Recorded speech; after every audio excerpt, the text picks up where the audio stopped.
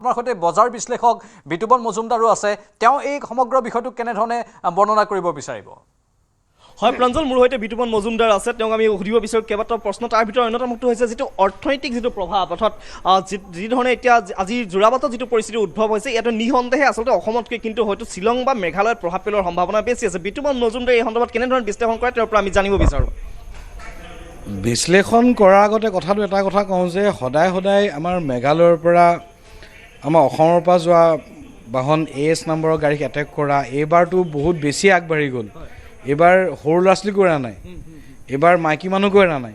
আৰু এনেকুৱা ধৰণৰ অৱস্থাত আমি যদি কথা ক'ব বিচাৰোঁ, দাদাই যে কৈ আছিলে যে অকল টুৰিজিমৰ ওপৰত মেঘালয়ে অসমে যদি ৰাস্তা বন্ধ কৰে, 30 দিনৰ কাৰণে যদি অসমৰ ৰাস্তা বন্ধ কৰি দিয়ে, মেঘালয়ে খাবলৈ ভাত, তেল, নিমখ, চাহপাত হ'ব পাৰে বাৰু, নিমখ চেনি একোৱে নাপাব। কাৰণ মেঘালয়ৰ কি হয়, মেঘালয়ৰ যোনখিনি নিজৰ খেতি বা চেল ছাষ্টেনেবল নহয়, মেঘালয়ে নিজৰ বছৰি যিমানখিনি চাউল লাগে 3.7 লাখ টন লাগে, তাৰ অকল 60% নিজে প্ৰডিউচ কৰিব পাৰে, 40% বাহিৰৰ পৰা লয়। যিমানখিনি খোৱা তেল লাগে, খোৱা তেলৰ 95% বাহিৰৰ পৰা আহিব লাগে। নিমখ 100% বাহিৰৰ পৰা আহিব লাগে। চেনি বাহিৰৰ পৰা আহিব লাগে। তাৰপিছত বাদ দিয়ক, অসমৰ পৰা যদি কেনেবাকৈ সেই ৰিফাইনেৰীৰ পৰা যদি তেল, গেছ নাযায়, ডিজেল নাযায় বা পেট্ৰল নাযায়, তাত গাড়ী বাহন নচলিব। LPG নচলিলে গোটেই হ'ল টুৰিজিম ইণ্ডাষ্ট্ৰিটো বন্ধ হৈ যাব। LPG যোনখিনি লাগে 100% বাহিৰৰ পৰা ডিপেণ্ডেণ্ট হয়, নিজৰ একো ধৰণৰ ৰিফাইনেৰী নাই, তো অলমষ্ট পূৰা বন্ধ হৈ যাব।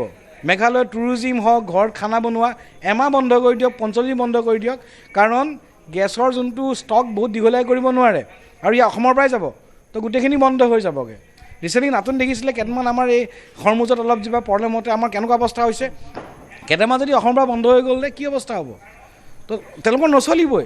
আৰু তেওঁলোকৰ যোনটো কথা কৈ আছে, তেওঁলোকৰ পৰা আজি অসমত 40 বা 50 হাজাৰমান ল'ৰা ছোৱালী ইয়াত কাম কৰিছে অসমত, আৰু বছৰি 1200 বা 1500 কোটি টকা ইয়াৰ পৰা যায়। 1200 বা 1500 কোটি টকা অসমৰ পৰা যায়, মেঘালয়ৰ ল'ৰা ছোৱালী ইনকাম কৰি আছে ইয়াত বছৰি। তেওঁলোকৰ টুৰিজিম ইণ্ডাষ্ট্ৰি কিমান চাইজ, 4500 কোটি টকাৰ টুৰিজিম ইণ্ডাষ্ট্ৰি।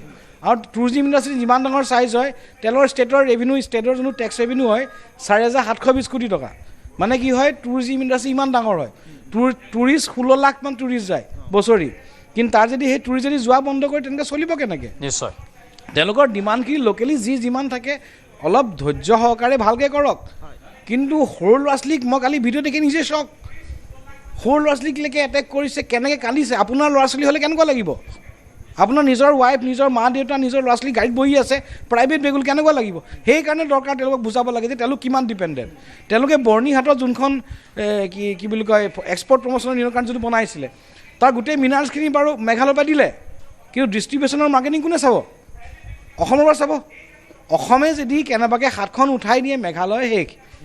তেওঁলোকে না ফ্লাইটৰ কথা বাদ দিয়ক, ট্ৰেইনৰ কথা বাদ দিয়ক, তেওঁলোকে নিজে ছাৰ্ভাইভ কৰিবলৈ দিগদাৰ হৈ যাবগৈ, কাৰণ খাবলৈ যোনখিনি ষ্টেবল ফুড নোহোৱা হৈ যাবগৈ। আপুনি যে যিমানখিনি ফাষ্ট মুভিং বিস্কুটৰ পৰা আৰম্ভ কৰি যিমান যি fast moving consumer good FMCG, তাৰ 90%টো বাহিৰৰ পৰা আহে। নিজৰ প্ৰডাকশ্যন কি আছে? কথাবিলাক সেনেকুৱা ধৰণৰ। তেওঁলোকে বহুত ডিপেণ্ডেণ্ট বাহিৰৰ ওপৰত, অসমৰ ওপৰত ডিপেণ্ড কৰে।